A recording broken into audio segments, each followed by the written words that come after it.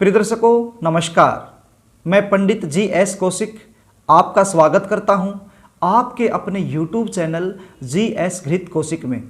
सबसे पहले आप सभी को मेरी तरफ से शारदीय नवरात्रों की ढेर सारी शुभकामनाएं।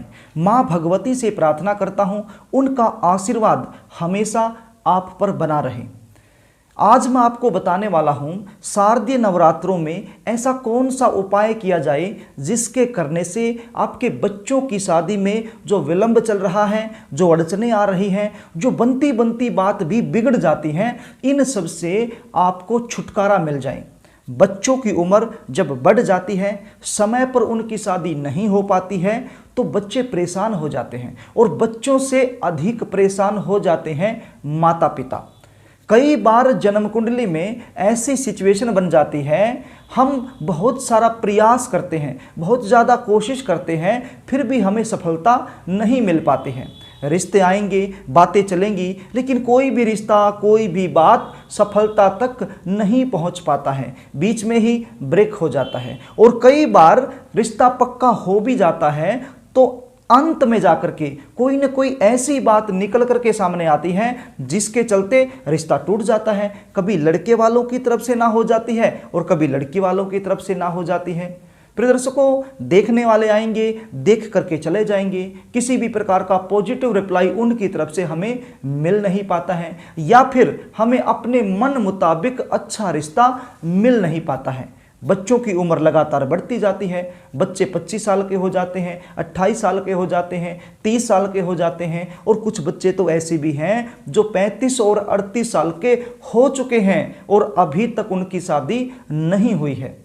तो ऐसी अवस्था में सबसे ज़्यादा परेशान हो जाती है माँ को तो भूख लगना भी बंद हो जाता है, चिंता में रहती है दिन और रात बच्चों की शादी को लेकर के।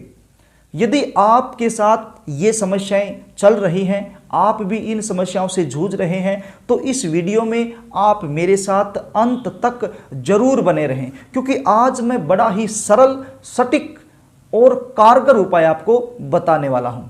दर्शकों, कार्यक्रम को आगे लेकर के चलो। इससे पहले आपसे निवेदन करना चाहूँगा, यदि आप चैनल पर नए हैं और अभी तक आपने चैनल को सब्सक्राइब नहीं किया है तो चैनल को सब्सक्राइब जरूर कर लें, बेल आइकन को भी प्रेस कर लें, ताकि हमारी आने वाली इसी प्रकार की नई वीडियो का नोटिफिकेशन आपको मिल सके और सबसे पहले वो वीडियो आप देख पाएं। तो प्रिय दर्शकों, ये तो आप जानते ही हैं, शारदीय नवरात्रि चले हुए हैं। शास्त्रों की मान्यता के अनुसार माँ दुर्गा के 9 रूप बताए गए हैं। प्रत्येक नवरात्रि के दिन माता के अलग अलग रूप की पूजा की जाती है। आज बात करेंगे नवरात्रि के 8वें दिन की, अर्थात अष्टमी की। तो अष्टमी के दिन महागौरी की पूजा की जाती है। कुछ लोग इस दिन अपने व्रत का पारण भी कर लेते हैं, कन्याओं को भोजन भी खिलाते हैं और माता रानी का इसी दिन विसर्जन भी कर देते हैं। वो आपके परिवार की परंपरा के अनुसार ही आपने करना है, लेकिन आज जो मैं बताने वाला हूं ये शादी के लिए बताने वाला हूं और ये उपाय आपने जरूर करना है। करना क्या होगा, सुबह उठ करके स्नान आदि से निवृत्त होकर के या तो लाल रंग के वस्त्र या पीले रंग के वस्त्र आपने धारण करने हैं। यदि आप पुरुष हैं तो सफेद रंग के वस्त्र आप धारण कर सकते हैं। माता रानी के सामने बैठ करके हाथ में पुष्प और चावल लेकर के हाथ जोड़ करके महागौरी का ध्यान करना है। कैसे करना है, या देवी सर्वभूतेषु महागौरी रूपेण संस्थिता नमस्तस्यै नमस्तस्यै नमस्तस्यै नमो नमः। इस प्रकार से आपने महागौरी का ध्यान करना है। ध्यान करने के बाद ये जो चावल और फूल अपने हाथ में लिया है माता रानी के चरणों में अर्पित कर देना है। इसके बाद माता रानी को शुद्ध जल का छींटा देना है, उसके बाद पंचामृत से छींटा देना है और दोबारा से फिर शुद्ध जल से छींटा देना है। इसके बाद आपने माता रानी को वस्त्र पहनाना है। अब वस्त्र कौन सा पहनाएंगे, कलावा जो रक्षा सूत्र के रूप में हाथ को बांधा जाता है उसका इतना सा धागा आप ले लीजिए और माता रानी को जैसे माला पहनाते हैं ना, ऐसे ही पहना दीजिए, वो वस्त्र रूप में हो जाएगा। इसके बाद आपने माता रानी को तिलक करना है। तिलक करने के बाद आपने माता रानी को पुष्प अर्पित करना है। अब महागौरी को मोगरे का फूल बहुत ही प्रिय है, तो आपने मोगरे का फूल माता रानी को अर्पित करना है। बहुत ज़्यादा प्रयास करने के बावजूद भी यदि मोगरे का फूल आपको ना मिले तो चिंता करने की आवश्यकता नहीं है, कोई और फूल आप अर्पित कर दीजिए, उससे भी माता रानी प्रसन्न हो जाती हैं। लेकिन कोशिश कीजिए इस दिन यदि मोगरे का फूल आपको मिल जाए तो माता रानी के चरणों में जरूर अर्पित कीजिए, माता रानी बहुत जल्द प्रसन्न हो जाती है। इसके बाद आपने माता रानी को धूप और दीप दिखाना है। धूप दीप दिखाने के बाद आपने माता रानी को मीठा अर्पित करना है। मीठे में आप कुछ भी कर दीजिए, शक्कर, मिश्री दाना या कोई मिष्ठान, कोई मिठाई आप लेके आए हैं वो अर्पित कर दीजिए। इसके बाद आपने माता रानी को फल अर्पित करने हैं।